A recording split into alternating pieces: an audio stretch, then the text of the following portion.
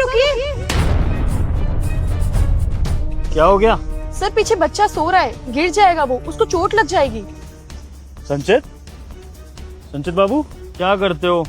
नींद नहीं पूरी करी थी आपने रात में? है लो ये पानी मारो मुंह पे, नींद चली जाएगी आपकी। लो। सर पानी मुंह पे मारने से कुछ नहीं होगा, वो बच्चा है, दोबारा सो जाएगा। आप एक काम कीजिए ना, उसको आगे बिठा लीजिए या तो किसी रिक्शे में बैठा दीजिए उसको। आगे तो कैसे एडजस्ट करूं? आप कहाँ तक जा रही हैं? मैं तो सेक्टर 8 तक जा रही हूँ। इसका स्कूल तो सेक्टर 16 में है। अच्छा अच्छा, आप एक काम कीजिए, इससे बच्चे को बांध लीजिए, सेफ्टी रहेगी। अरे नहीं नहीं, थैंक यू सो मच, आपने इतना सोचा। मैं कुछ और जुगाड़ देख लूंगा, आप जाइए। अरे सर बच्चे की सेफ्टी का सवाल है, दुपट्टा ही तो है, क्या चला जाएगा, आप ही रख लीजिए। पर देखिए बात यह है कि मैं आपसे पहली बार मिल रहा हूँ, आपको जानता भी नहीं हूँ। ये दुपट्टा मैं यूज कर लूंगा, फिर आपको वापस कैसे करूंगा? अरे सर आप कैसी बात कर रहे हैं, ये छोटा सा दुपट्टा है, अगर आपको तब भी वापस करना है ना तो आप एक काम कीजिएगा, मैं इस रोड से आती जाती रहती हूँ, आप कभी भी वापस कर दीजिएगा। अरे मैडम मुझे देर हो रही है, जल्दी चलिए। हाँ हाँ चलती हूँ। हाँ मैडम चल रही हूँ बस। Thank you so much. By the way आपका नाम? हितांशी। Thank you. कोई नहीं।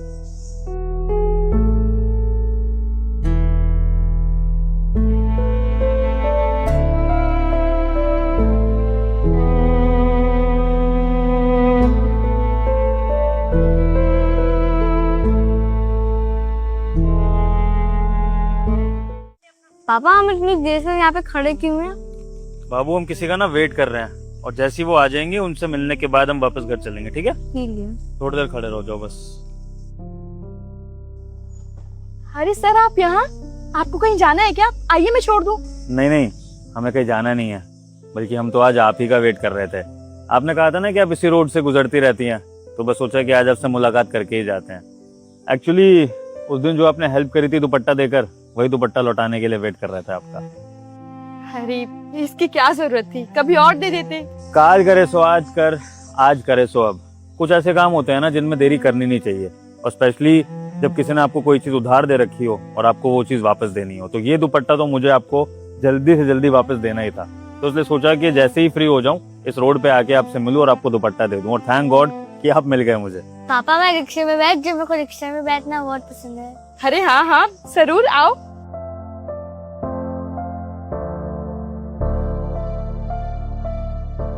आपका बच्चा ना बहुत प्यारा है, और मुझे तो लगता है इसको अपनी माँ से ज्यादा आपसे लगाव है।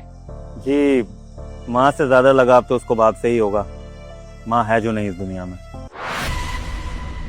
2 साल पहले दूसरे बच्चे की डिलीवरी के टाइम कुछ कॉम्प्लिकेशंस आ गई थी, जिसकी वजह से डॉक्टर्स ना तो मेरी बीवी को बचा पाए और ना ही मेरी दूसरी बच्ची को। तो बस तभी से मैंने ही इसकी देखभाल करी है, और अब मैं ही इसकी माँ हूँ, मैं ही इसका बाप हूँ।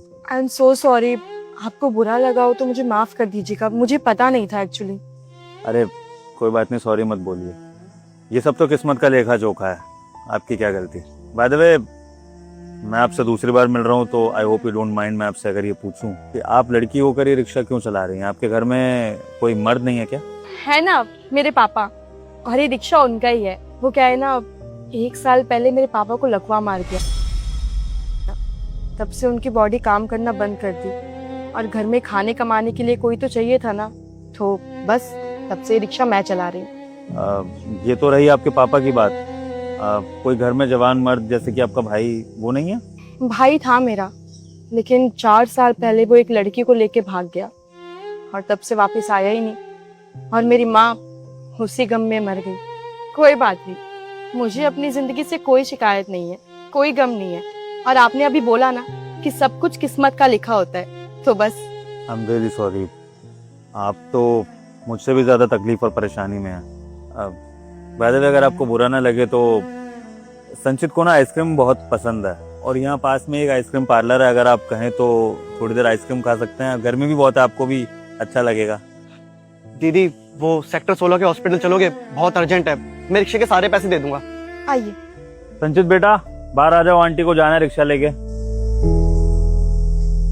आइए। आंटी से फिर कभी मिलेंगे। हाँ बाय। बाय। गड्ढों से संभाल के दीदी। चले संचित बेटा। मैंने तो आपसे कल आइसक्रीम के लिए पूछा था, आप तो चाय पिलाने ले आई। वो क्या है ना, मुझे आइसक्रीम से ज्यादा चाय पसंद है। पूरा दिन काम करना होता है तो चाय पी के आलस नहीं आता। ये भी ठीक बात है। अच्छा वैसे आज आप बच्चे को नहीं लाई? नहीं, वो स्कूल गया हुआ है। तो उसका ध्यान कौन रखता है? थोड़ा बहुत पड़ोसियों को सपोर्ट मिल जाता है। सामने एक दीदी रहती हैं, काफी अच्छी हैं, संचित को अपने बेटे की तरह रखती हैं। जब इसका मन करता है तब उनके बच्चों के साथ जाके खेल लेता है। तो दिन में जैसे ही संचित स्कूल से आता है वो उनके घर चला जाता है सीधा, वहीं खाना पीना भी कर लेता है अपना, और फिर शाम को जब मैं वापस आता हूँ ऑफिस से तो घर आ जाता है। तो बस इस तरह से गाड़ी चल रही है। बाकी एक क्रच भी देख रखी है, कभी कभी अगर सामने वाली दीदी नहीं होती तो उस क्रच में छोड़ आता हूँ संचित को। तो बस इस तरह से किसी न किसी तरह गुजारा हो ही जाता। तो आप दूसरी शादी क्यों नहीं कर लेते? आप दूसरी शादी करेंगे तो आपके बच्चे को माँ मिल जाएगी, आपकी पूरी फैमिली बन जाएगी। डर लगता है सौतेले बच्चे को माँ अपना पाएगी कि नहीं। ऐसा ना हो कि जैसा फिल्मों में दिखाते हैं उसके साथ कुछ गलत करे, उसके खिलाफ कोई साजिश करे। मैं नहीं चाहता कि मेरा बच्चा अनकंफर्टेबल फील करे एक सेकंड के लिए भी। वैसे इतना बड़ा ट्रॉमा है उसकी ज़िंदगी में कि उसकी माँ नहीं है उसके पास। वो जो दूसरी आए अगर वो गलत आ गई तो सोचकर ही ना डर लगने लगता है। तो इसी डर से मैं दूसरी शादी करता ही नहीं। बाय द वे मेरी छोड़िए, मैं तो किसी ना किसी तरह गुजारा कर ही लूँगा।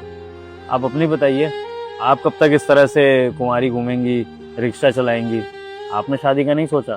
शादी के बारे में तो अभी कुछ नहीं सोचा है। वो क्या है ना, मेरे पापा की तबीयत हमेशा खराब रहती है। अब बचपन से उन्होंने मुझे पाला पोसा, इतना बड़ा किया, मेरी पूरी जिम्मेदारी उठाई। अब जब मेरी बारी आई तो मैं मुंह कैसे मोड़ लूं? अब इतना अच्छा तो लड़का मिलने से रहा जो मेरे साथ साथ मेरे पापा का भी ध्यान रखे, तो बस इसलिए अभी शादी वादी का कुछ नहीं सोचा। और अगर मिल जाए तो?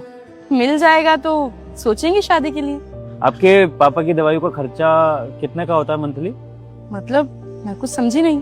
अपनी सैलरी के अकॉर्डिंग हिसाब लगा रहा था, क्या मैं अफोर्ड कर पाऊंगा कि नहीं उनकी दवाइयाँ। अगर कर पाऊंगा तो मुझे तो आपके पापा का ध्यान रखने में कोई दिक्कत नहीं है। आप कहना क्या चाहते हैं? प्रपोज कर रहा हूँ आपको शादी के लिए, क्योंकि मुझे लगता है कि मैं आपके पापा को बेटे का प्यार दे सकता हूँ। मुझे खुद पर तो उतना भरोसा है। अगर आप मेरे संचित को अपने बच्चे की तरह प्यार दे सकती हैं तो हम दोनों एक दूसरे की जिंदगी के दुख कम कर सकते हैं साथ होकर। हाँ, शायद आप ठीक कह रहे हैं। हम दोनों को अपनी जिंदगी में एक साथी की जरूरत है। अगर हम दोनों साथ मिल जाए तो सारी प्रॉब्लम सॉल्व हो जाएगी। तो मंजूर है आपको?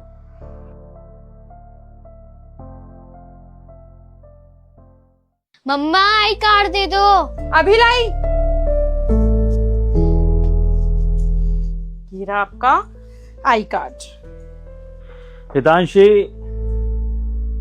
टिफिन रेडी है मेरा? हाँ जी रेडी है। आपकी फेवरेट सब्जी बनाई है। अरे वाह, मतलब फिर से आलू पालक बन गए। थैंक यू सो मच मेरा ध्यान रखने के लिए। अच्छा हितांशी, ये पापा जी की दवाइयाँ हैं पूरे 1 महीने की, और इसमें ना डॉक्टर ने थोड़ी सी डोज कम कर दिया क्योंकि उनका कहना है कि इम्प्रूवमेंट अच्छी चल रही है, क्योंकि पापा जी को दवाइयाँ और रेस्ट बहुत अच्छे से मिल रहा है। प्लस में तुम्हारी डाइट का कमाल है। तो बस उन्होंने होप दी है कि हो सकता है अगले 6 महीने में थोड़ी थोड़ी मूवमेंट होने लगे। तो ऐसे ही पापा को टाइम से दवाइयाँ देते रहना, उनका ध्यान रखना, और हो सकता है हम जल्दी पापा जी को चलते हुए देखें। जी बिल्कुल। अच्छा बाय द वे एक और चीज़, रिक्शे वाले का फ़ोन आया था, कह रहा था कि भैया रिक्शे का किराया ना डेली देना थोड़ा सा मुश्किल हो जाता है, मैं हफ्ते के हफ्ते दे दूं। मैंने कहा भाई हफ्ते हफ्ते के भी छोड़, तू एक काम कर, तू महीने भर में दे दे। अब मैंने सोचा कि उस रिक्शे से तो हमारी मेन कमाई है नहीं, साइड इनकम है ना, तो उसको क्यों तकलीफ देना। जब उसके पास पैसे हों वो किराया दे दिया करेगा, ईमानदार तो है ही बेचारा। तो कुछ गलत तो नहीं किया ना? कोई बात नहीं, बिल्कुल ठीक किया आपने। अब इसको लेके जाओ वरना लेट हो जाएगा। अच्छा हाँ संचू, देर हो रही है, चलो स्कूल। हाँ 1 मिनट, मम्मी को बाय कौन करेगा? Bye mummy. बाय बेटा। चले बाय। तांशी, तुम्हारे आने से ये घर अब घर बन गया। Thank you so much. चलो बेटा।